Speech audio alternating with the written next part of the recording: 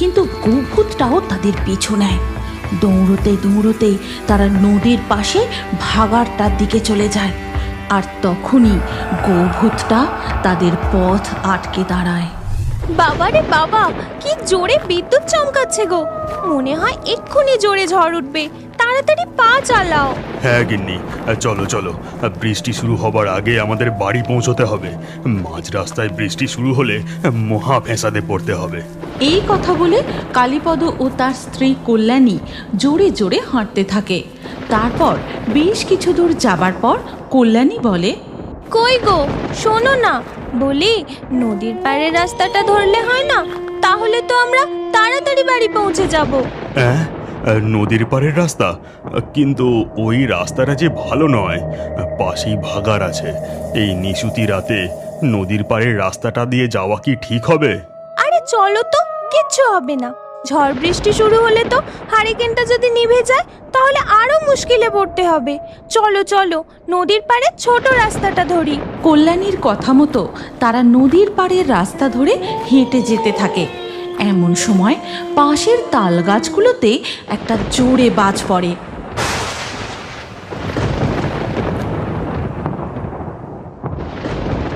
হে ভগবান, রক্ষে করো!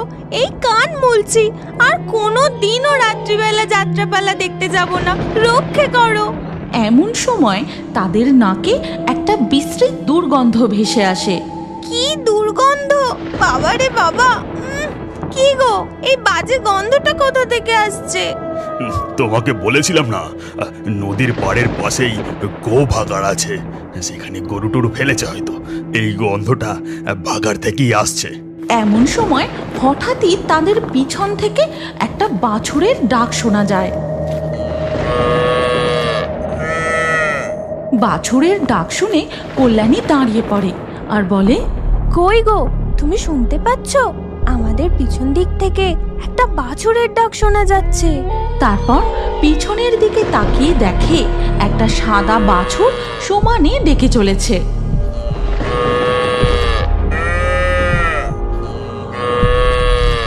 দেখো দেখো, বাছুরটা কি সুন্দর, সাদা ধপধপ করছে। চলো না, ওকে আমরা বাড়ি নিয়ে যাই। আমাদের গরুটার সাথে গোয়ালে রেখে দেব। আহা, তুমি থামলে কেন? আর খবরদার, একদম দাঁড়িয়ে এইভাবে পিছন দিকে তাকাবে না। তাড়াতাড়ি পা চালাও গিন্নি। কিন্তু বাছুরটা? কোনো কিন্তু নয়, তাড়াতাড়ি এখান থেকে চলো। তারপর তারা দুজন আবার হাঁটতে শুরু করে। ভাগাড় পার করে যখন শ্মশানের পাশ দিয়ে হেঁটে যায়, তখন হঠাৎ তারা দেখে তাদের পাশ দিয়ে দুটো কলসি নিজে থেকেই গড়গড় করে গড়িয়ে যাচ্ছে। আর ওই বাছুরটা তাদের পিছু নিয়েছে। কি গো, এসব কি হচ্ছে? আমার না খুব ভয় করছে। আর আর ওই বাছুরটাই বা কাদের? আমাদের পিছনে পিছনে আসছে। চুপ চুপ, আস্তে কথা বলো। আর খবরদার গিন্নি, তুমি পিছন ফিরে তাকিও না। তারা আরো জোরে হাঁটতে থাকে। এমন সময় খুব জোরে বৃষ্টি নামে। বৃষ্টির জলে তাদের হারিকেনটাও যায় নিভে। কোনো রকমে অন্ধকারের মধ্যে ভিজতে ভিজতে তারা তাদের বাড়ি ফিরে আসে। হ্যাঁ গো, ওই বাছুরটা কাদের? কারোর গোয়াল থেকে মনে হয় পালিয়ে এসেছে বলো। ওটাকে ধরে বাড়ি নিয়ে এলে খুব ভালো হতো। আরে ওটা কোনো সাধারণ বাছুর নয় গো, ওটা গোভূত ছিল। আজ আমরা খুব বাঁচান বেঁচেছি। হ্যাঁ, গোভূত বলো কি তুমি? রাম রাম রাম রাম রাম। এরপর কালীপদ ও কল্যাণী ঘুমিয়ে পড়ে। তারপর ধীরে ধীরে সকাল হয়ে যায়। তোর কি হয়েছে বলতো কপিলা গাই? দিন দিন দুধের পরিমাণ এত কমে যাচ্ছে কেন? বেশি করে দুধ না দিলে তোকে পুষবো কেমন করে? হ্যাঁ হ্যাঁ, বেশি করে দুধ দাও, 2 বালতি ভর্তি করতে হবে। মালতী তাদের কপিলা গরুর সমস্ত দুধ দুয়ে নেয়। তারপরেও বলে, আজও এইটুকু দুধ দিলি? এত কম দুধ দিলে তোকে খাওয়াবো কি করে? এই কথা বলে রামু আর মালতী দুধের বালতি নিয়ে গোয়ালঘর থেকে চলে যায়। তখন লালি গরু কপিলা গরুকে বলে, কাঁদিস না বোন, আমাদের কপালে যে এই লেখা আছে, এই গোয়ালা পরিবার খুবই লোভী আর খুবই কিপটা। দিনে 4 বার করে দুধ দুইলে আমি দুধ কোথা থেকে পাই বলো তো? তার উপরে ঠিক করে খেতেও দেয় না। আমার বাছুরটা সকাল থেকে কিছু না খেয়ে রয়েছে। এভাবে দিনের পর দিন চলতে থাকে। রামু আর মালতী গরুগুলোর থেকে বালতি বালতি ভরে দুধ দুইতে থাকে। আর কখনো বালতি ভর্তি করে দুধ দিতে না পারলে তাদের ঠিকমতো খাবারও জোটে না। এছাড়াও ওই গোয়ালা দুধের মধ্যে জল মিশিয়ে তারা গ্রামের লোকের কাছে বিক্রি করে। একদিন রামু, ও রামু, বলি বাইরে এসো, দুধ দিয়ে যাও। তখন রামু আর মালতী দুধের ঘটি নিয়ে বাইরে আসে। ঠাকুরপো, পরের মাস থেকে কিন্তু দুধের দাম আরো 5 টাকা করে বাড়বে। এ কি কথা, একেবারে 5 টাকা? তাছাড়া দিন দিন দুধ তো পাতলা হয়েই চলেছে। তোমরা কি দুধে জল মেশাচ্ছ নাকি বলো তো? এরকম চললে কিন্তু আর দুধ নেব না। হ্যাঁ, আমিও লক্ষ্য করেছি তোমাদের দুধ দিন দিন জলের মতো পাতলা হয়ে যাচ্ছে। তোমরা যা কিপটে, তোমরা দুজনে নিশ্চয়ই দুধে জল মেশাচ্ছ। না না না, হ্যাঁ, তোমাদের কথা ভুল হচ্ছে। আমরা জল মেশাই না তো, একদম মেশাই না। এই নাও দুধের দাম। আমি ভাবছি আর পরের মাস থেকে দুধ নেব না, অন্য জায়গা থেকে দুধ নেব। এই বলে তারা রামুদের বাড়ি থেকে চলে যায়। তখন রামু বলে, দেখেছো তো গিন্নি, তোমাকে আমি বললাম এত জল মিশিও না। তুমি আমার একটাও কথা শোনো না। চুপ করো তো। দুধ নেওয়ার লোকের কি অভাব আছে নাকি? কাল থেকে তুমি শহরে যাবে দুধ বিক্রি করতে। আর এই সবই হয়েছে এই গরুগুলোর জন্য। আরো বেশি করে দুধ দিলে আমাদের আর দুধে জল মেশাতে হতো না। এরপর তারা ঘরে চলে যায়। দিন পেরিয়ে রাত নেমে আসে। সেই রাতে কপিলা গরুর খুব জ্বর আসে, শরীর খারাপ করে, আর সে মাঝরাতেই মারা যায়। এরপর ধীরে ধীরে সকাল হয়ে যায়। সকালে রামু গোয়ালে গিয়ে দেখে, গিন্নি, ও গিন্নি, তাড়াতাড়ি দেখে যাও। কি হয়েছে? সাত সকালে চেঁচিয়ে বাড়ি মাথায় করছো কেন? এই দেখো গো, গরুটা মনে হচ্ছে মারা গেছে। কি আর করা যাবে, এমনিতেও তো বেশি দুধ দিচ্ছিল না। যাও, বেশি দেরি না করে গ্রামের কিছু লোকজন নিয়ে গরুটাকে ভাগাড়ে নিয়ে চলে যাও। তারপর রামু গ্রামের লোকজন জোগাড় করে গরুটাকে বাঁশে বেঁধে ভাগাড়ের দিকে নিয়ে যায়। তারপর ভাগাড়ে পৌঁছে, নে নে, তাড়াতাড়ি নামিয়ে রেখে চল এখান থেকে, আমার আর ভালো লাগছে না। রামু, তোর কি একটুও মায়া দয়া নেই? তোর এত ভালো একটা গরু মারা গেল, তোর কষ্ট হচ্ছে না রে? শোনো, আমার অত মায়া দয়া নেই। এই ভাগাড়ের পচা গন্ধ আর ভালো লাগছে না। চলো তো এখান থেকে, বাড়ি ফিরে আমায় আবার শহরে দুধ বিক্রি করতে যেতে হবে। এদিকে লালি গাই ও কপিলা গাইয়ের বাছুরটা সারা দিন মন খারাপ করে চুপচাপ দাঁড়িয়ে থাকে। এরপর ধীরে ধীরে রাত নেমে আসে। সেই দিনই রাত্রিবেলা রামু যখন শহর থেকে দুধ বিক্রি করে নদীর ধারের ওই ভাগাড়ের পাশের পথ ধরে ফিরছিল,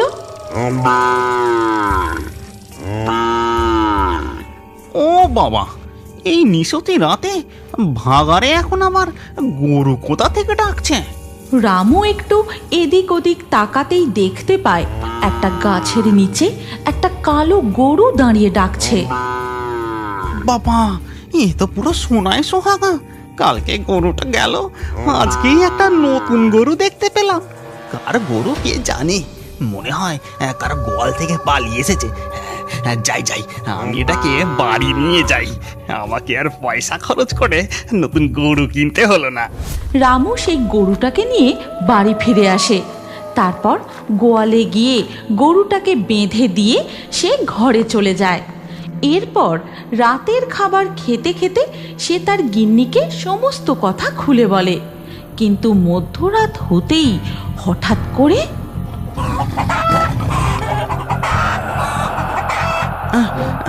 কি ব্যাপার বলো তো গিন্নি, মুরগিগুলো এরকম ভাবে ডাকছে কেন? ওরা নিজেদের মধ্যে ঝগড়া করছে মনে হয়। তুমি ঘুমাও, কাল সকালে উঠে দেখা যাবে। পরের দিন সকালে উঠে তারা দেখে তাদের খামারে আর একটাও মুরগি নেই। চারিদিকে শুধু মুরগির পালক ছড়িয়ে ছিটিয়ে পড়ে রয়েছে। হায় হায় হায় গো, আমার কি সর্বনাশ হলো! আমার সব কটা মুরগিকে যে শিয়ালে খেয়ে গেল।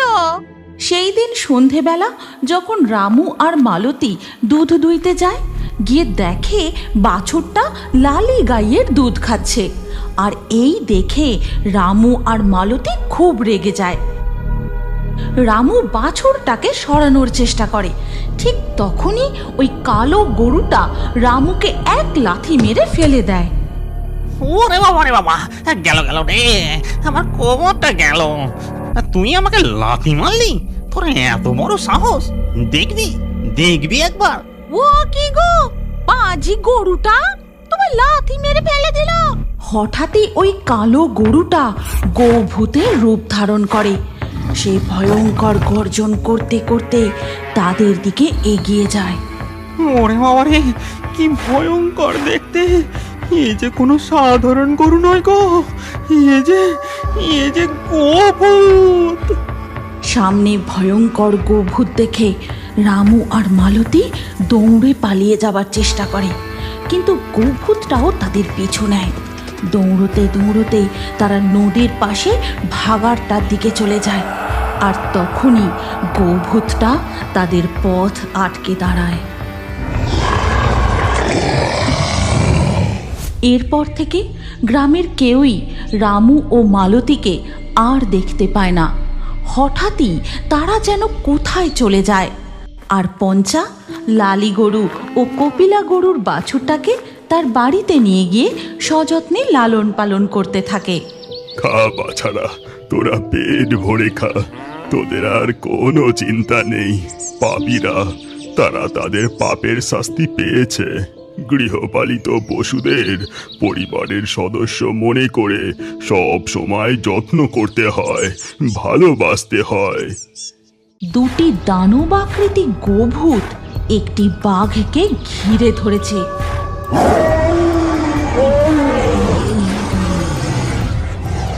আজ যেন শিকারী নিজেই শিকারে পরিণত হতে চলেছে। নদীপথে ফরেস্ট ডিপার্টমেন্টের টিম মাইকে জরুরি সতর্কবার্তা ঘোষণা করতে করতে এগোতে থাকে। যারা জঙ্গলে ও নদীতে আছো সকলে শোনো, সুন্দরবনের জঙ্গলের গহীনে গোভূতের উৎপাত আবার বেড়েছে। তাই সাবধান, কেউ জঙ্গলে মধু সংগ্রহ করতে, নদীতে মাছ ধরতে যাবে না। যারা জঙ্গলে আছো তারা এক্ষুনি ফিরে যাও। মাধবী, শুনতে পাচ্ছ? মনে হয় ফরেস্ট ডিপার্টমেন্টের অফিসাররা কিছু প্রচার করছে। হ্যাঁ, তাই তো। ভালো করে শোনো তো কি বলছে। সকল সুন্দরবনবাসী ও মৎস্যজীবী মাঝিদের উদ্দেশ্যে ঘোষণা করা হচ্ছে যে গভীর অরণ্যে গোভূতের উৎপাত আবার বেড়েছে।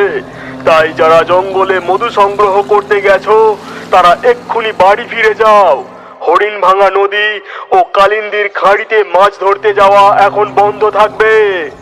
শুনছো কি বলছে? এই জঙ্গলে নাকি গোভূতের উৎপাত আবার বেড়েছে। এখন কি হবে? মধু কাটতে বেইরে যখন পড়েছি, তা মধু না নিয়ে কেমনে বাড়ি যাই বলো?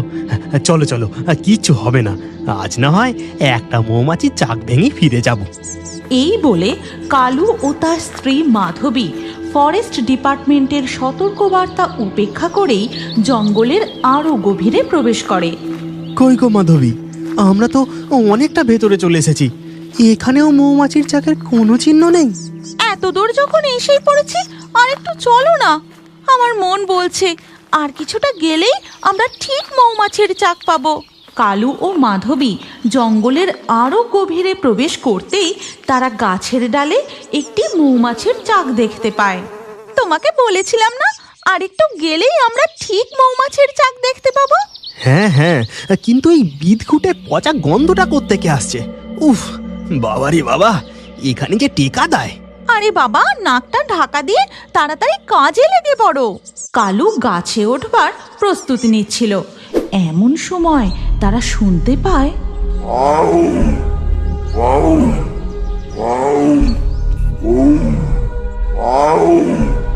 সর্বনাশ! মনে হয় হাত দশেকের মধ্যেই বাঘটা আছে। একদম চুপ, আওয়াজ করো না। কালু আর মাধবী তাড়াতাড়ি করে গাছের আড়ালে লুকিয়ে পড়ে। তারপর তারা দুজনে দেখে সুন্দরবনের বিখ্যাত রয়্যাল বেঙ্গল টাইগার হাত পাঁচ সাতেক দূর দিয়ে হুঙ্কার দিতে দিতে যাচ্ছে। ঠিক তখনই বাঘের হুঙ্কারের শব্দ ভেদ করে আরও একটা অদ্ভুত গর্জন ভেসে আসে। বাঘটি সাথে সাথে চুপ করে যায়। মাধবী দেখো, বাঘটা যে দাঁড়িয়ে পড়লো। কি ব্যাপার বলো তো, আমাদের গন্ধ পেয়ে গেল নাকি? না না, ওই বিকট গর্জনের আওয়াজটা পেতেই বাঘটা থেমে গেল। মনে হয় ওই আওয়াজটাতেই বাঘটা ভয় পেয়েছে। এরপর আবার ওই বিকট অদ্ভুত গর্জন। এবার বাঘটা যেন ভয়ে দৌড়তে শুরু করে। আশপাশ দিয়ে এক ঝাঁক টিয়া পাখিও ভয়ে উড়ে যায়। বলছি শোনো না, আমাদের না আর এখানে থাকাটা উচিত হবে না। চলো আমরা বাড়ি ফিরে যাই। হ্যাঁ, তুমি ঠিক বলেছ, চলো আমরা বাড়ি ফিরে যাই। এই বলে মাধবী ও কালু বাড়ির উদ্দেশ্যে হাঁটা শুরু করে। কিন্তু কিছুটা এগোতেই হঠাৎ তাদের চোখে পড়ে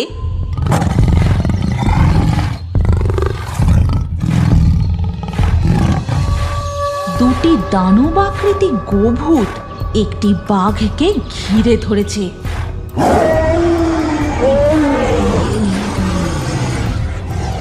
আজ যেন শিকারী নিজেই শিকারে পরিণত হতে চলেছে। হে বনবিবি, রক্ষা করো আমাদের। কি ভয়ঙ্কর দৃশ্য! এই সংকট থেকে আমাদের উদ্ধার করো। এরপর ওই বাঘটা কোনো রকমে প্রাণ বাঁচিয়ে আবার দৌড়তে শুরু করে। গোভূত দুটিও বাঘটার পিছু পিছু ধাওয়া করে। দৌড়তে দৌড়তে বাঘটা একটা ঝোপের মধ্যে ঢুকে যায়। তারপর গোভূত দুটিও সেই ঝোপের মধ্যে ঢোকে।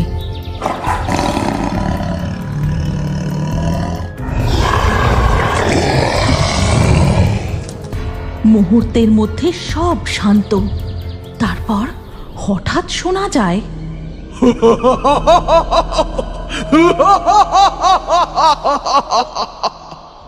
শুনতে পাচ্ছ?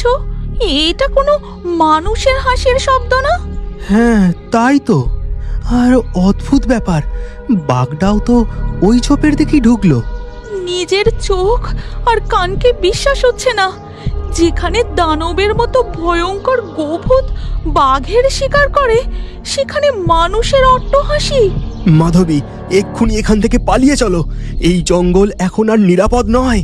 এই বলে কালু ও মাধবী কোনো রকমে প্রাণ হাতে নিয়ে তাদের বাড়ি এসে পৌঁছায়। এরপর ধীরে ধীরে সন্ধ্যা হয়ে যায়। কেটে যায় বেশ কিছুদিন। মাধবী, আজ কটা মাছ ধরে নিয়ে আসি। এইভাবে ভয়ে বাড়িতে বসে থাকলে পেট চলবে কি করে? সাবধানে যেও। দুগ্গা দুগ্গা দুগ্গা দুগ্গা। এরপর কালু জাল নিয়ে বেরিয়ে পড়ে। তারপর নৌকায় করে নদী পথে যেতে যেতে তার সাথে দেখা হয় রঘু জেলের। কি হে রঘু, চললে কোথায়? এই একটু কালিন্দির খাঁড়ির দিকে যাচ্ছি। সে কি, তুমি জানো না জঙ্গলের গহীনে আবার গোভূতের উৎপাত বেড়েছে? ফরেস্ট ডিপার্টমেন্টের লোকজন সতর্কতা জারি করেছে। আর তোমার সাথে ওই লোকটাই বা কে? ও এভাবে চাদর মুড়ি দিয়ে আছে কেন? ও পর্যটক, সুন্দরবন ঘুরতে এসেছে। সুন্দরবনের কনকনে ঠান্ডা তো, তাই চাদর মুড়ি দিয়ে আছে। আমি চললাম। রঘু জেলে তাড়াহুড়ো করে তার নৌকা নিয়ে নদী পথে জঙ্গলের আরো গভীরে চলে যায়। রঘু যেন আমাকে একটু এড়িয়ে গেল। কি ব্যাপার কি জানি। যাগ্গে, বুঝবে ঠেলা। এরপর কালু জাল ফেলে মাছ ধরতে থাকে। এমন সময় হঠাৎ সে দেখে এক ঝাঁক টিয়া পাখি ভয়ে উড়তে উড়তে চলে গেল। তারপরেই শোনা যায় বাঘের গর্জন।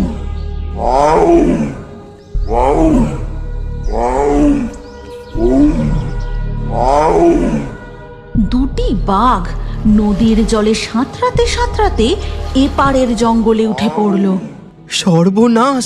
এইদিকে তো কিছুটা দূরেই গ্রাম, জনবসতি এলাকা, তবে লোকালয়ের ভয়ে এই দিকে তো কখনো বাঘ আসে না। না না, আমি তাড়াতাড়ি যাই, ফরেস্ট অফিসারদের এই খবরটা দিতে হবে। এরপর কালু তার নৌকা নিয়ে পাড়ের দিকে যায়। তারপর সে দৌড়াতে দৌড়াতে ফরেস্ট ডিপার্টমেন্ট অফিসারদের কাছে গিয়ে বাঘ দুটির কথা জানায়। বাবু, সর্বনাশ হয়ে গেছে, দুটো বাঘ সাঁতরে এপারে চলে এসেছে। তাই নাকি? ঠিক আছে, আমরা এক্ষুনি রেস্কিউ টিম পাঠাচ্ছি, তোমাদের চিন্তা নেই। কালু সেখান থেকে বাড়ির দিকে চলে যায়।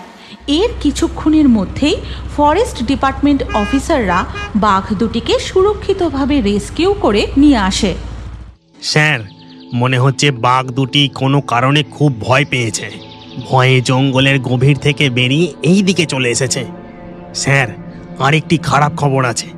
আমাদের সমীক্ষা টিম জানিয়েছে গত 1 সপ্তাহে 5টি বাঘ মিসিং। আমার সন্দেহটাই তাহলে ঠিক। সুন্দরবনের গভীর অরণ্যের মধ্যে কিছু তো একটা ভয়ঙ্কর ষড়যন্ত্র চলছে। আমাদের সেই ব্যাপারটাই তদন্ত করতে হবে। এরপর দিন গড়িয়ে বিকেল হয়ে যায়, আর ওদিকে সুন্দরবনের গভীর অরণ্যে যা, এবার তুই ফিরে যা। আর শোন, সুন্দরবনের ভাগাড়ে যদি নতুন কোনো গরু পড়ে তাহলে আমাকে খবর দিস। আমার সেনা দল আরো বাড়াতে হবে। যথাজ্ঞাতান্ত্রিক মশাই, এবার তবে আমি চললুম। এরপর রঘু তার নৌকা নিয়ে নদী পথে গ্রামের দিকে ফিরতে থাকে। তারপর নদীর ঘাটে এসে পৌঁছতেই এই, তুমি এখন কোথা থেকে ফিরছো?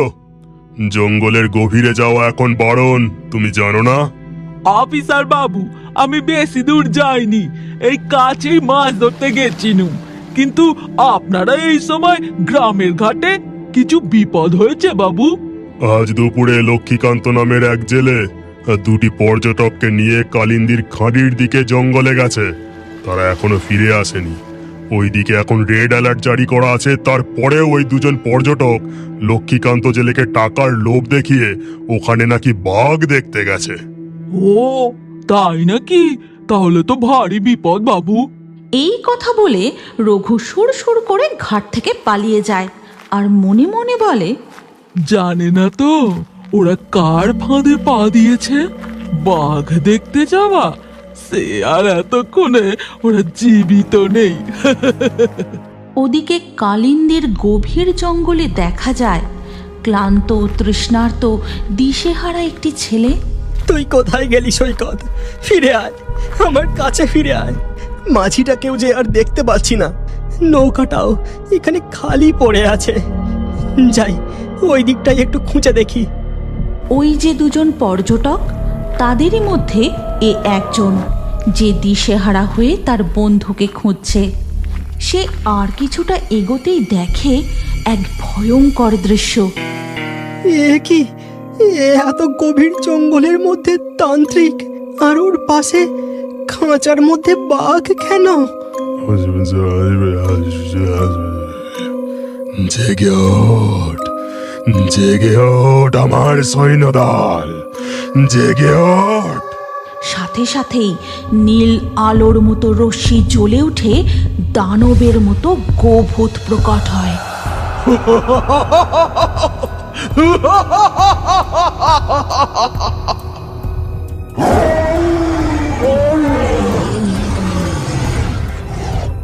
এই দানবগুলোই তো আমার বন্ধুর পা টেনে হিঁচড়ে জঙ্গলের গভীরে নিয়ে চলে গিয়েছিল।